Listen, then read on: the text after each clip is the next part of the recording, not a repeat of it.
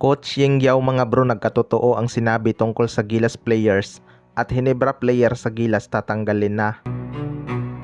So matapos ang napakagandang simula ng Gilas Pilipinas na programa ni Coach Tim Kun mga bro, sunod-sunod naman ang kanilang naging struggle.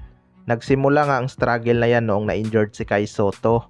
Kahit sa ang banda tingnan mga bro, malaking kawalan talaga si Kai Soto sa sistema ni Coach Tim Kun. Power forward kasi ang posisyon ni Kai Soto mga bro, kaya malaki ang lineup kapag nandyan siya. Wala kasing ibang big man ang Gilas na pwedeng gawing 4 na kasing taas ng basketball IQ ni Kai Soto. Dito talaga natin napatunayan na hindi pa rin kayang manalo ng Gilas Pilipinas laban sa Australia at New Zealand kapag wala si Kai Soto mga bro.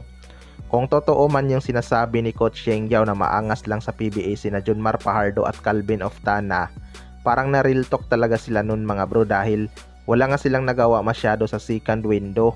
Para kasing takot sila sa depensa ng kalaban at ayaw makipagpisikalan.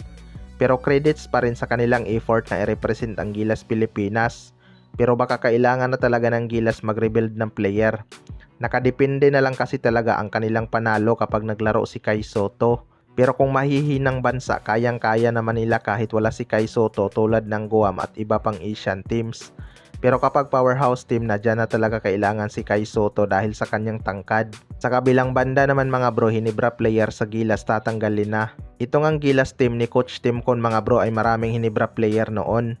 Nandyan nga sina Japit Aguilar, Scotty Thompson, Jimmy Malonzo, RJ Abarrientos at Justin Brownlee. Tapos naka-reserve pa si Troy Rosario. Pero ngayong window nga ay wala na si Japit Aguilar dahil nag-retire na at hindi na rin sumipot si Jimmy Malonzo. Kaya lang sa kakatapos na laban ng Gilas Pilipinas, maraming ang nagsuggest na tanggalin na ang ibang PBA player kabilang na ang mga Hinebra player na sina Scotty Thompson at Justin Brownlee. Well, para sa akin mga bro, sa lahat nga ng Gilas player, si Justin Brownlee at Scotty Thompson nga ang dalawa sa pinakabihasa pagdating sa triangle offense. Posibleng mapalitan ang ibang PBA player gaya nila Junmar Fajardo, CJ Perez, Chris Newsome at Calvin Oftana. Pero yung dalawa na yan malabong tanggalin ni Coach Tim Kun kapag healthy. Malaki naman kasi ang maitutulong nilang dalawa sa Gilas Pilipinas.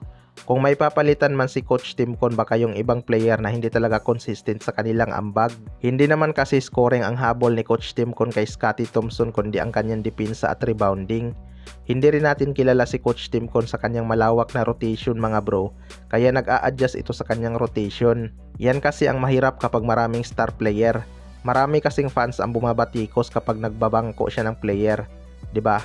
Kaya tingnan na lang natin 'yan. Kayo mga bro, ano masasabi nyo tungkol dito?